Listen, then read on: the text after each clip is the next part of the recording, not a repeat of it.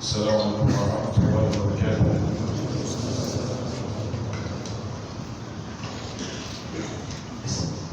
الله أكبر الله أكبر الله أكبر الله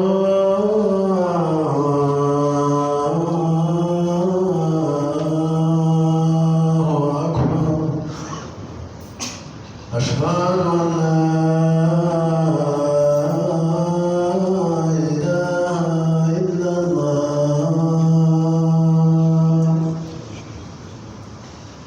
أشهد أن لا إله إلا الله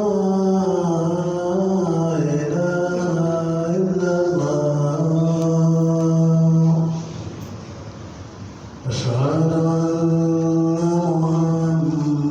محمدا رسول الله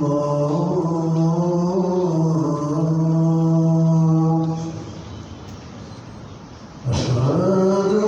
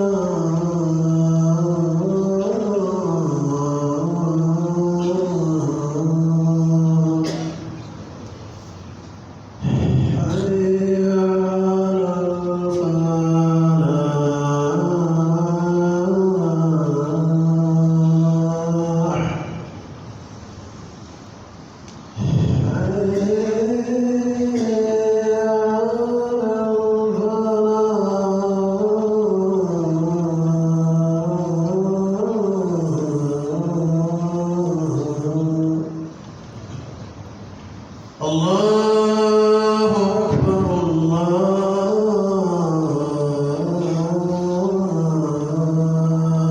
أكبر لا إله إلا الله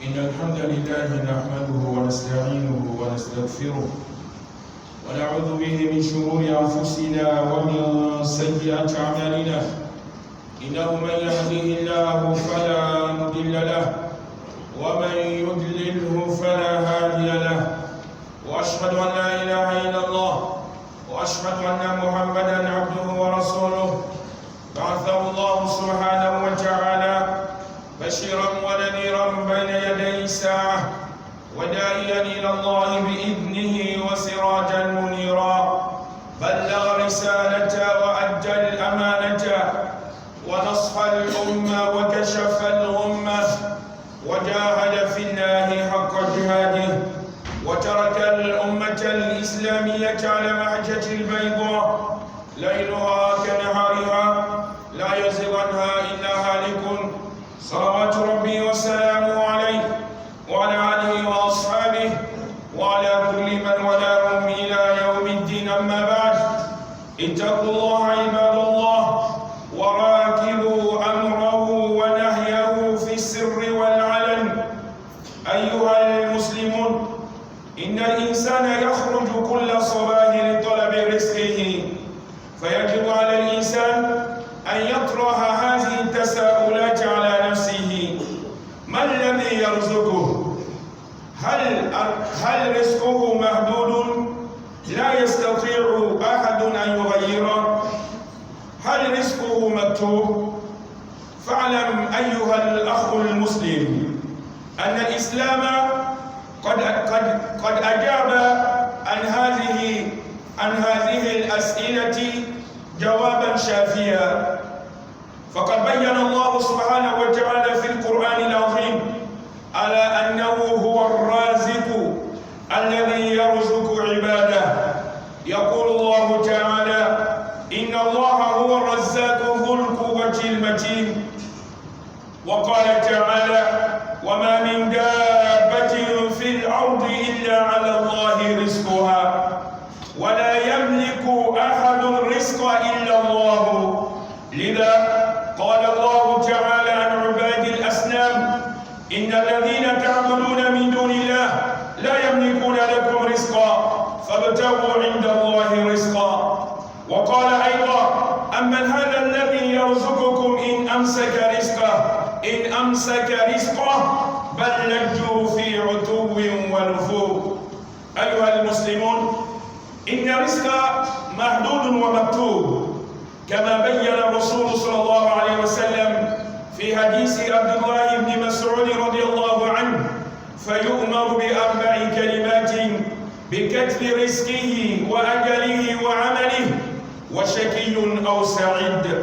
وقوله صلى الله عليه وسلم في حديث أبي أمامة رضي الله عنه: إن روح القدس نفس في روعي أن نفسا لن تموت حتى تستكمل أجلها وتستوعب رزقها.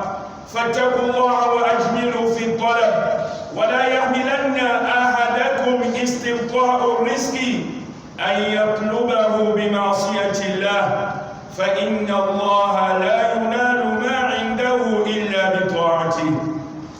فإذا علم المسلم جواب هذه الأسئلة وآمن به وصدقه فإنه يحب الله تعالى ويعظمه ويسعى في تحقيق مرضاته ويكون قادرا بما كسبه الله له، ولا يجمع المال عن طريق الحرام لأنه يعلم أن الله هو الرزاق، ولا يقلق لأنه يعلم أن الرزق محدود ومكتوب. وفقني الله وإياكم لما يحبه ويرضى، فإنه نعم المولى ونعم النصير. L'ange Allah, le Seigneur de l'univers, la paix et la bénédiction soient sur les messagers, sa famille et ses compagnons, et tout ce qui est les circonstances de la rétribution. Chers frères musulmans, craignez Allah, observez ses recommandations en public comme en cachette. Sachez, chers frères musulmans, chaque jour, l'être humain va sortir pour aller chercher sa subsistance, pour aller chercher l'argent, pour aller chercher sa chance. Il est demandé, il est obligatoire, si l'être humain, de poser certaines questions sur lui-même,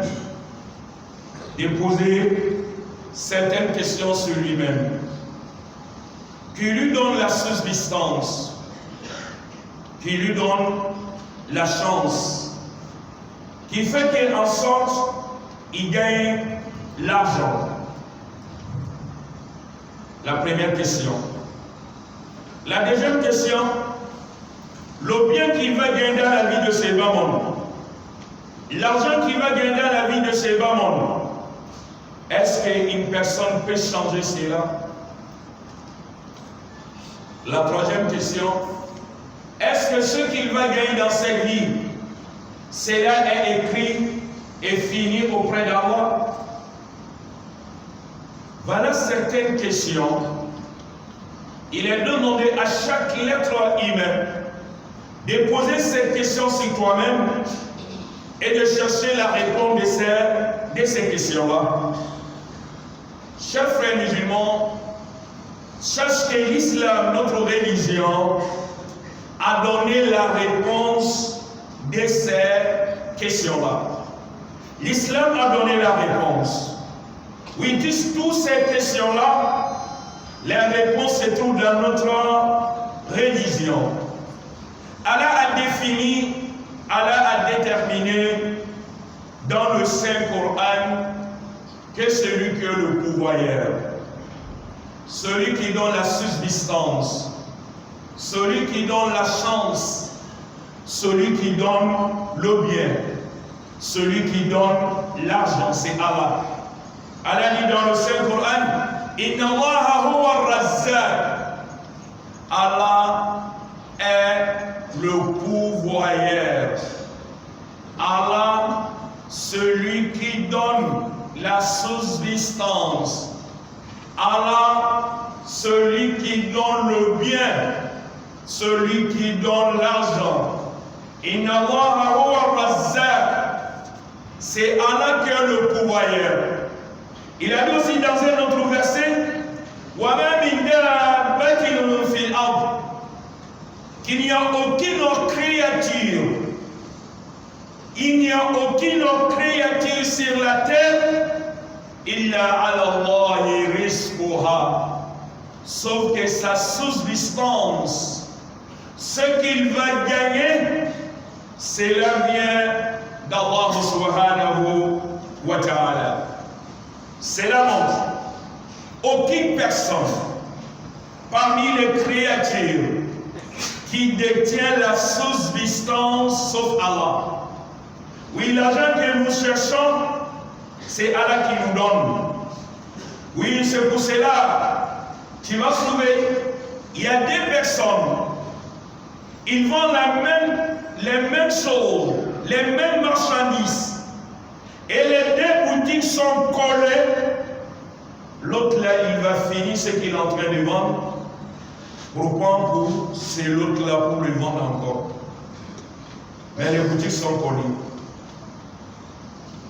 Cela montre que la subsistance vient d'Allah subhanahu wa ta'ala. C'est pour cela, Allah a dit aux idolâtries, ceux qui sont en train d'adorer les idoles, Allah les a dit dans le Saint-Coran, les idoles que vous êtes en train de les adorer ne détiennent pas la subsistance pour vous, ne détiennent pas la chance pour vous. Cherchez la subsistance auprès d'Allah subhanahu wa ta'ala. Il a dit encore dans un autre verset, celui qui est chargé de vous donner la subsistance, s'il a arrêté cela, est-ce qu'il y a une personne en dehors de lui qui peut vous donner la subsistance? Si Allah a arrêté la subsistance, je ne donne plus, est-ce qu'il y a une personne qui peut vous donner la subsistance? La réponse est non. C'est Allah seul qui donne. C'est Allah qui donne la chance. C'est Allah qui fait qu'en sorte tu deviens riche. C'est Allah qui fait qu'en sorte tu vas trouver le bonheur de la vie de ces mamans. Tout cela vient d'Allah subhanahu wa ta'ala. Sache que, chers frères musulmans, que la subsistance que tu vas gagner dans la vie de ces mamans, avant ta naissance, avant que tu viennes dans la vie de ces mamans, cela est déterminé, cela est défini, cela aussi est écrit. Ce que tu vas gagner, c'est défini, c'est déterminé. Et cela aussi est écrit auprès d'Allah subhanahu wa ta'ala. Dans nos pays, si une année est écoulée, avant que la nouvelle année va commencer, ils vont déterminer les dépenses et les imprévus. Ça, c'est pour les êtres humains. Mais Allah va créer ces créatures et les amener dans la vie de ces bamons sans définir, sans déterminer ce qu'ils vont gagner. de vous laisser comme ça. Venez, débrouillez-vous. Non, non, non et non. Oui, la subsistance que tu vas gagner là, cela est défini, cela est déterminé. Ce que tu vas gagner là, cela est écrit. Le prophète sallallahu alayhi wa sallam a dit dans le hadith d'Abdullah ibn Mas'ud, radiyallahu anhu wa arda, l'ange qui vient pour souffler l'âme, on lui demandera d'écrire 4 choses. Il fait partie de ces 4 choses d'écrire sa subsistance. Tout ce qu'il va gagner dans la vie de ses parents, on écrit tout cela. Et d'écrire l'âme de la personne.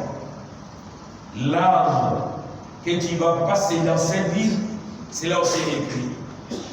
Et d'écrire le travail qu'il va faire. Il sera parmi les gens qui seront heureux, ou bien il sera parmi les gens qui seront malheureux. Oui, ta subsistance est écrite. Ce que tu vas gagner, cela est écrit. Dans un autre hadith, le hadith de Abi Umama, le prophète sallallahu alayhi wa sallam a dit, Saint-Esprit m'a inspiré.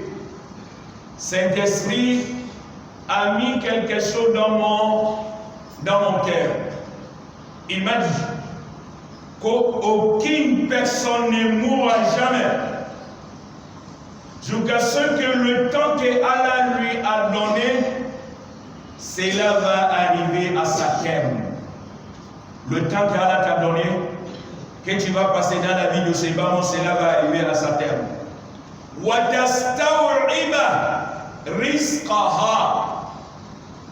Ce que Allah avait écrit que tu vas gagner dans la vie de ces parents, tu vas regrouper, tu vas réunir tout cela. L'argent que tu vas gagner, la femme que tu vas épouser, les enfants que tu vas gagner, tout ce que tu vas gagner comme le bonheur, le jour que tu vas quitter dans la vie de ces parents, cela va trouver qui a regroupé tout cela. Puis le prophète sallallahu alayhi wa sallam a dit, Fattaqullaha wa ajmilu fi talab. Craignez Allah, cherchez la subsistance sur le chemin réel, sur le chemin licite, sur le chemin autorisé. Puis il a dit que lorsque la subsistance sera retardée, cela ne doit pas pousser l'un de vous de chercher la subsistance avec ce que Allah a interdit. Oui, toi tu travailles, tu fais tout, mais tu ne gagnes pas l'argent qui te suffit. À chaque moment tu gagnes, c'est insuffisant. Que cela ne doit pas te pousser de chercher la subsistance avec la désobéissance d'Allah subhanahu wa ta'ala. Que sache la chose qui se trouve auprès d'Allah, on le gagne lorsque on va lui obéir, lorsque on va suivre son chemin. Oui, la subsistance que tu vas gagner dans la vie de ces mamans, cela est défini, cela est déterminé, et cela aussi est écrit. Si le musulman connaît la réponse de cette question, il croit à ses réponses, il croit à ses réponses, il croit à la véracité de ces questions-là, à la véracité de ces réponses-là, il est obligatoire sur lui d'aimer Allah et de le glorifier. Parce que c'est réellement tout ce que je vais gagner dans cette vie, c'est Allah qui me donne. Il va aimer Allah et il va lui glorifier. Il va fournir ses efforts de réaliser ses recommandations. Oui, il sera content de ce que Allah va lui donner. Si Allah lui donne quelque chose, il sera content. Parce qu'il sait réellement, c'est ça que Allah a prédestiné pour moi. Il sera content de ce qu'il va gagner. Il ne regardera jamais pour les autres. Pourquoi pour moi, là, ce n'est pas comme pour les autres? Mais il sait réellement ce que Allah m'a prédestiné. C'est ça que j'ai gagné.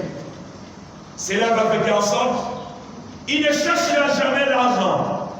S'il la voit illicite, s'il la voit haram, parce qu'ils savent réellement que Allah est le pourvoyeur. Il ne sera jamais troublé de mettre dans sa tête que quelqu'un va penser que Allah lui a prédestiné. Non.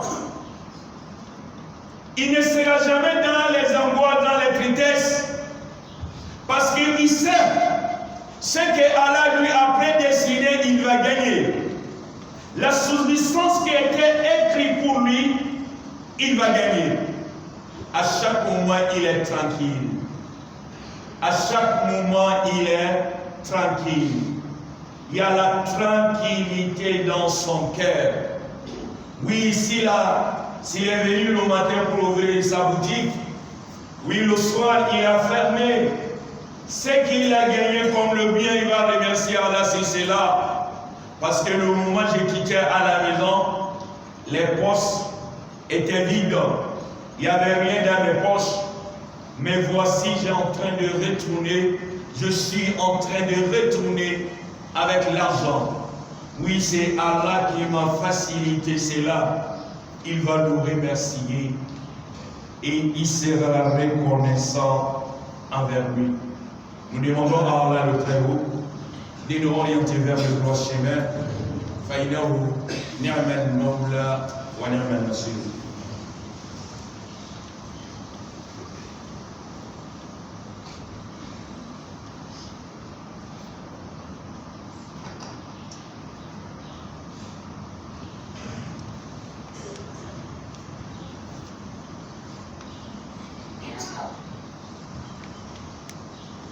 الحمد لله رب العالمين والصلاة والسلام على المبعوث رحمة للعالمين وبعد اتقوا الله عباد الله واعلموا أن الله سبحانه وتعالى قد يبتلي عبده بضيق الرزق كما قال تعالى وأما إذا ما ابتلاه فقدر عليه رزقه فيقول ربي أهانن فمن ابتلاه الله بضيق الرزق فلا يجوز له أن يذهب إلى الكهان وإلى مستعوذين لطلب حل فإنهم لا يملكون الرزق وعليه أن يلجأ إلى الوسائل الشرعية التي شرعها الله لنا عند ضيق الرزق.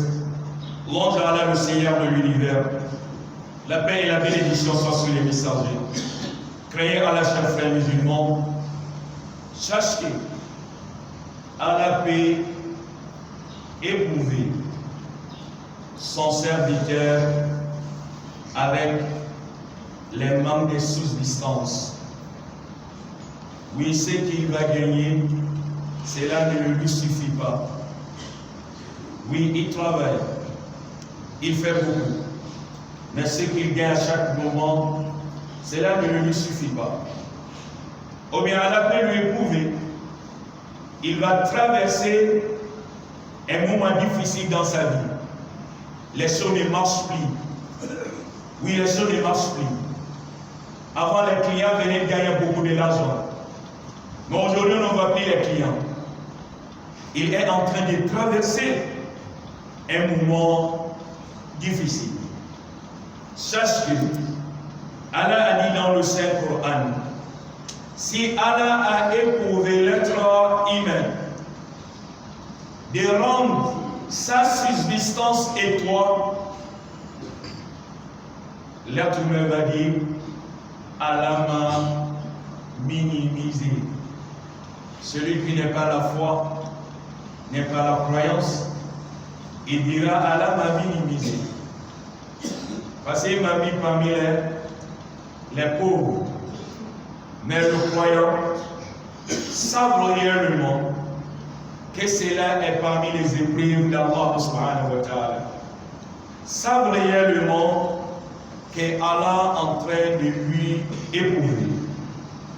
Celui donc que Allah va lui éprouver avec la pauvreté, il est demandé à cette personne-là de ne pas aller chez les voyants, de ne pas aller chez les charlatans, de ne pas aller chez les gangas, de ne pas aller chez les marabouts pour demander la solution. Les gangas, les marabouts, les charlatans font leur travail pour gagner l'argent. Si quelqu'un peut travailler pour qu'une personne devienne riche, il va commencer par qui? Par lui-même. Il va commencer par lui-même. Mais lui, il n'a rien. Il s'assoit dans sa maison. Toi, tu viens chez lui. Il te dit, si tu es pauvre, moi je vais travailler pour que tu vas devenir riche. Moi, je vais travailler pour que tu vas gagner tel poste. Si cela est avéré, si cela est vrai, il va commencer par lui-même. C'est pour cela, ce n'est pas demander à un musulman. Si tu es dans les difficultés, si tu traverses le moment difficile, d'aller chez les gangas, d'aller chez les charlatans, d'aller chez les marabouts, sache que la solution ne se trouve pas dans leurs mains. Parce que le verset que nous avons cité, ce n'est pas ma parole. C'est la parole de Allah le Très-Haut. Si tu crois ce que Allah a dit dans le Coran, si tu crois que le Coran est la parole d'Allah, Allah a dit dans ce Coran que celui qui est le pourvoyeur, celui qui donne la chance, ce n'est pas une personne. C'est pour cela, si tu traverses le moment difficile, ce n'est pas demander d'aller chez les gangas, d'aller chez les charlatans, d'aller chez les marabouts. Mais il est demandé de faire les recours sur les moyens légiférés par Allah le Très-Haut, celui qui est le pourvoyeur. Allah a légiféré les moyens. Si le musulman traverse un moment difficile, oui, Allah nous a légiféré les moyens à travers lesquels on peut utiliser pour demander à Allah pour qu'il va changer l'état où nous se trouvons dedans. Il fait partie de cela la première chose. Celui qui traverse le moment difficile, il faut multiplier des dits Astaghfirullah, Astaghfirullah, Astaghfirullah. Il faut multiplier cela. Qui a dit? C'est Allah le Très-Haut. فَقُلْتُ اسْتَغْفِرُوا رَبَّكُمْ إِنَّهُ كَانَ غَفَارًا يُرْسِلِ السَّمَاءَ عَلَيْكُم مِّدْرَارًا وَيُمْدِدْكُم بِأَمْوَالٍ وَبَنِينَ وَيَجْعَلْ لَكُمْ جَنَّاتٍ وَيَجْعَلْ لَكُمْ أَنْهَارًا. Oui, il faut dire Astaghfirullah, Astaghfirullah, Astaghfirullah. Peut-être le moment difficile que tu es en train de traverser, la cause, c'est peut-être, tu as commis les péchés quelque part. Tu as fait certaines interdictions. C'est pour cela Allah est en train de te éprouver. Maintenant, il faut dire Astaghfirullah, Astaghfirullah. La deuxième chose, il faut observer la piété, la crainte d'Allah subhanahu wa ta'ala, de suivre le chemin tracé par Allah. Allah le Très-Haut a dit dans le Saint-Coran, ce n'est pas moi. وَمَنْ يَتَّقِ اللَّهَ يَجْعَلْ لَهُ مَخْرَجًا وَيَرْزُقْهُ مِنْ حَيْثُ لَا يَحْتَسِبُ عَلَيْكَ بِتَقْوَى اللَّهِ إِنْ كُنْتَ عَاقِلًا يَأْتِيكَ بِالْأَرْزَاقِ مِنْ حَيْثُ لَا تَدْرِي. Oui, la subsistance vient d'Allah subhanahu wa ta'ala. Si tu traverses le moment difficile, il faut observer la crainte d'Allah, de continuer de suivre le chemin tracé par lui. C'est Allah même qui a dit ça dans le Saint-Coran. La troisième chose, de nous remercier ce qu'il t'a donné. Ce que tu gagnes, même si cela est petit, il faut remercier Allah si c'est là. Il faut dire à certains gens, n'ont pas gagné ce que moi j'ai gagné. Je remercie Allah subhanahu wa ta'ala, c'est lui qui m'a facilité cela. Allah dit dans le Saint-Coran, wa ista'azzana rabbukum la in shakartum la azidannakum. C'est Allah qui a dit ça dans le Saint-Coran. Parmi les moyens, il faut maintenir le lien du sang, de ne pas interrompre le lien du sang. Oui, si tu traverses le moment difficile, il faut maintenir le lien du sang. Ce n'est pas moi aussi que j'ai dit cela. C'est le prophète Mohammed sallallahu alayhi wa sallam l'a dit dans son hadith.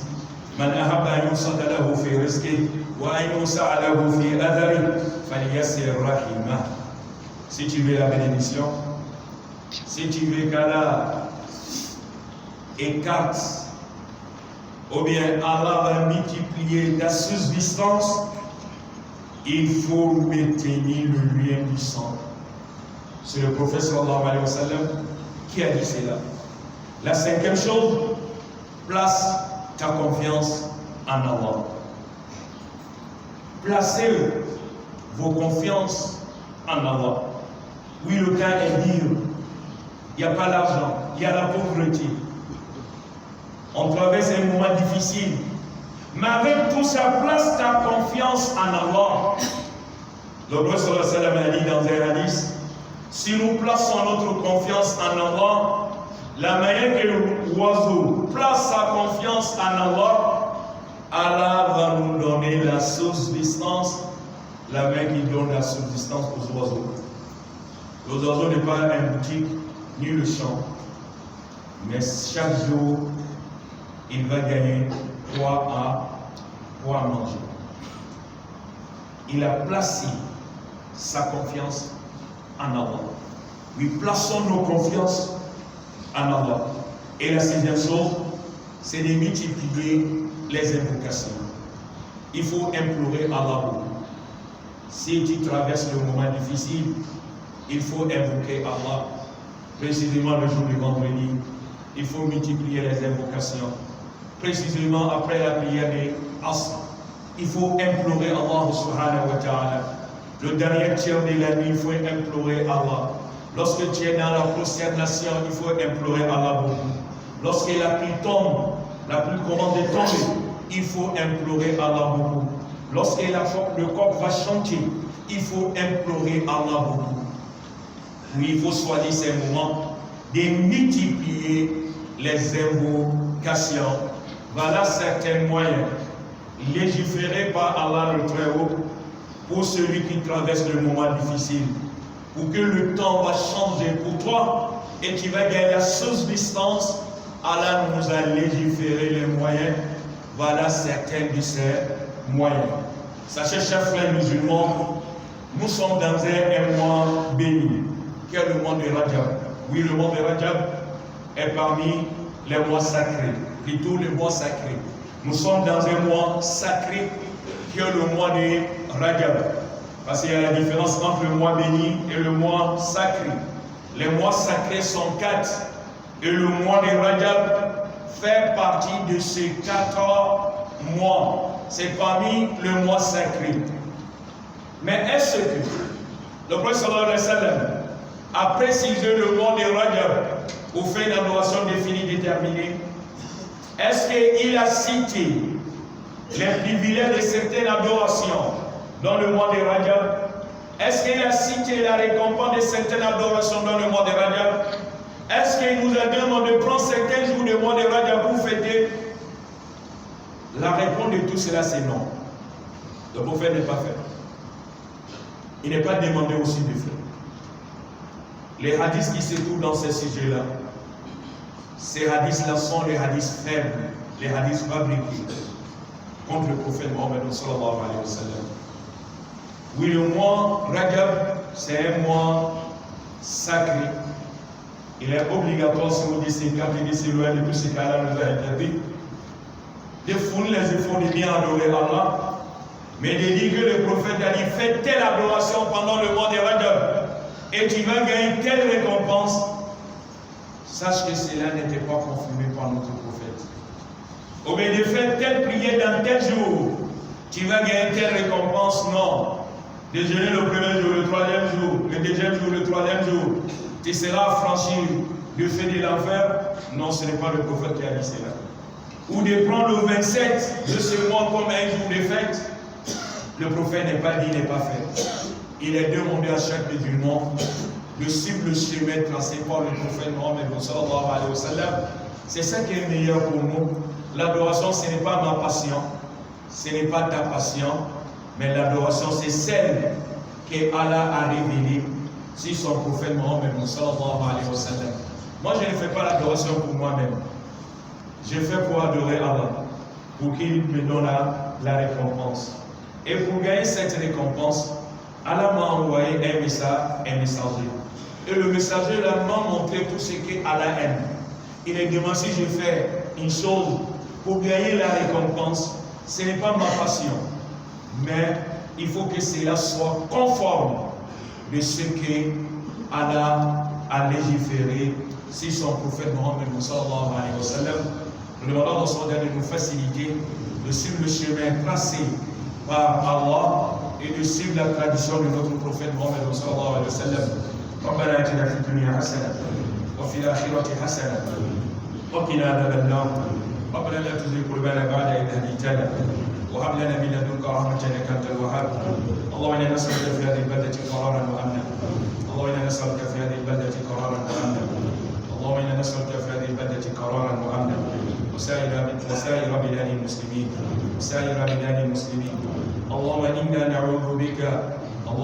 نعوذ بك من البرص والجنون والجزام وسيء السقام اللهم انا نعوذ بك من البرص ومن الجنون والجزام وسيء السقام ربنا اتنا في الدنيا حسنه وفي الاخره حسنه وقنا عذاب النار ربنا لا تزغ قلوبنا بعد إذ هديتنا وهب لنا من لدنك رحمه انك انت الوهاب سبحان ربك رب العزه عما يصفون والسلام على المرسلين والحمد لله رب العالمين.